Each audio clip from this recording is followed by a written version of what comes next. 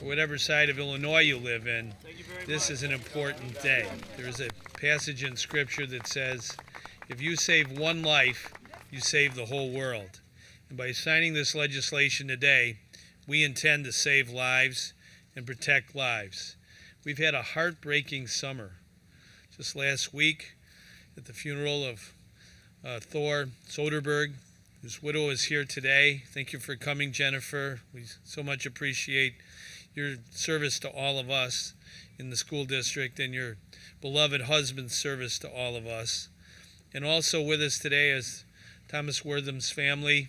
Thomas Wortham, what a patriot. Served 2 tours of duty in Iraq, volunteered for our National Guard, also volunteered to join the police force. His dad was a policeman, retired policeman. And I was at his funeral, Thomas Wortham's funeral, and talk about an all-American hero. He was here at this very park, and he saw the need to have leadership. So he volunteered to be the president of the Park Advisory Board to make sure we had opportunities, endeavors, things for kids to do to keep out of trouble. We cannot allow violence, the epidemic of violence, to overcome us. And I think yesterday's events, woke us all up that we must double our efforts to make sure that we, law-abiding citizens all across Illinois, we do prevail.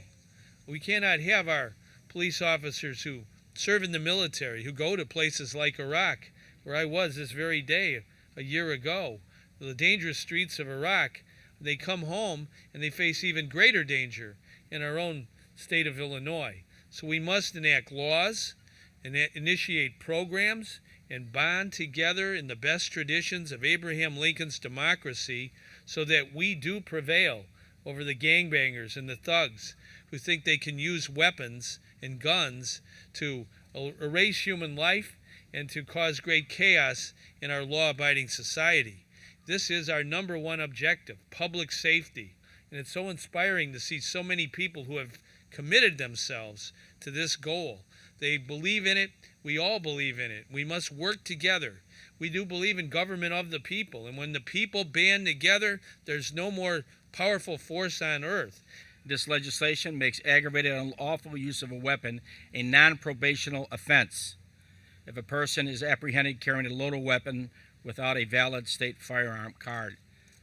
In the history, the judges kept giving everybody probation until they used the gun.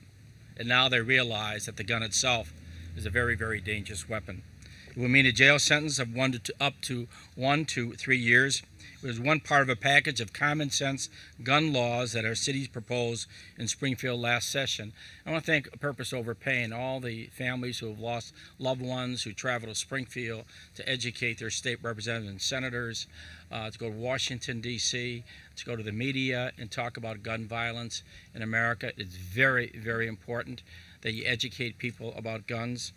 It reduced the threat of a gun violence by sending a clear message that serious offenders will be held accountable, will not be let off time and time again scot-free, as many of them have been in the past, and there's a great history. We're here at Cole Park today, where Chicago police officer Thomas Wortham was president of the advisory council. His family's here, his mother and father and sister. One of the men involved in shooting and killing Officer Wortham 2 months ago was out on probation after being convicted of an aggravated unlawful use of a weapon. Now think of that. This law protects the rights of law-abiding citizens, but also gives us another tool to combat violence in our communities and protect all of our children. Remember, there are more than 270 million privately owned firearms in the United States of America. I want to repeat that.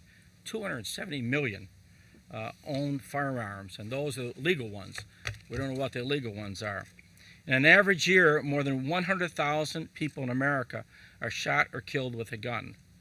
There are more than 3,000 of these victims are children and teenagers. I'm proud that instead of accepting the violence and the gang thugs and drug dealers who are behind most of it, all of us are trying to stand up in Illinois to what we see on a daily basis. We all support the Second Amendment and responsible adults who legitimately want a gun in their home for self-defense. But at the same time, we're trying to keep weapons out of the hands of gangbangers, and drug dealers who bring violence to our communities. People support efforts like those we pursued in Springfield to enact reasonable and common sense gun laws. And so I'm here today on behalf of our whole state of Illinois, 13 million people, that we will not let the thugs and the murderers get away with this. We're going to stand up to this evil and make sure we get law and order and public safety the way it ought to be in this state and every state in the United States of America. Thank you very much.